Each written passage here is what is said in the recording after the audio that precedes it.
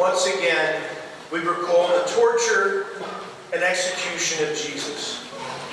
This year we hear Mark's version of this sad and brutal story.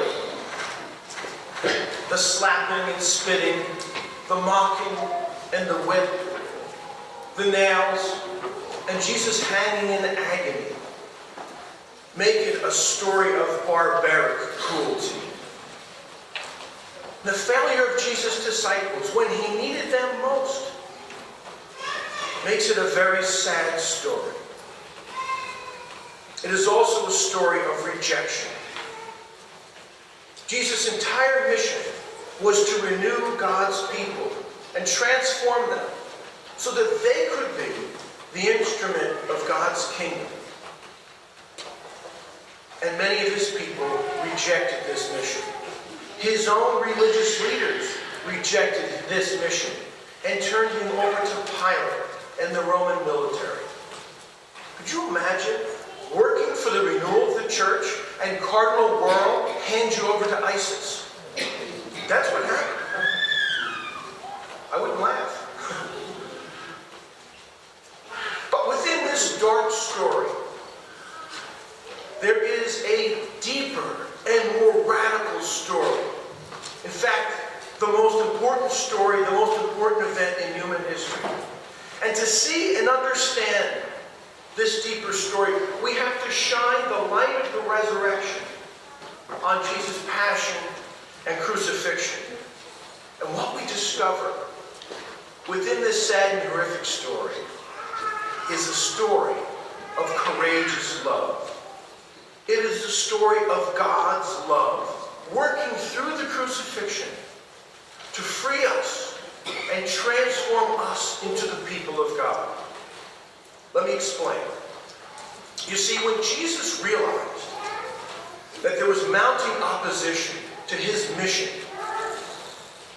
he came to the conclusion that rather than throw up his hands, he had to take on the very forces that were causing the people of Israel to reject him. And these are the same forces that prevent us from saying a wholehearted yes to the gospel. You see, the cross is an act of love in which Jesus enters into the forces of evil and death in order to free us from all that prevents us from being his disciples and his people. Out of love, he enters into all that enslaves us so that we can become fully human and fully alive. The cross, my friends, is a courageous act of liberating love. And right here, right now, at this moment, the risen Jesus is offering to every one of us the freedom of the cross. He wants to free you from whatever it is that is preventing you from knowing his love and living as his disciple. Just as God freed Israel through the Passover, Jesus is our Passover. And the act of his cross frees us from whatever destroys us. That's why at the Last Supper he identifies his crucified body with the bread and wine of Passover. But you know, there's more to the story of the cross than our freedom. It is the story of our birth. It is an act of love that gives birth to God's new people. Did you notice how when Jesus died, the temple curtain was torn in two from top to bottom?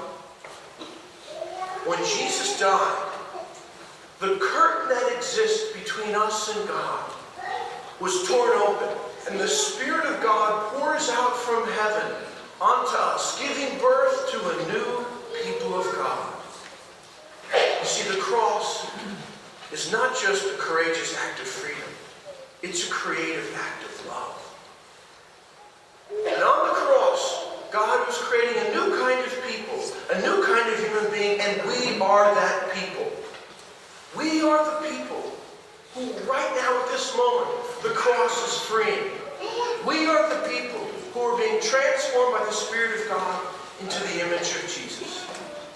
And what makes us new and unique and so important to the world is that we are the people who are called to learn to love as Jesus loved. At Mass, when we hear take and eat, drink, and we say amen, we are promising to learn to love as Jesus loved on the cross. And so as we begin Holy Week and move towards Good Friday and Easter, I pray that we discover in new and fresh ways the liberating and creative love of Christ crucified. And I also pray that we put that love into action. Amen.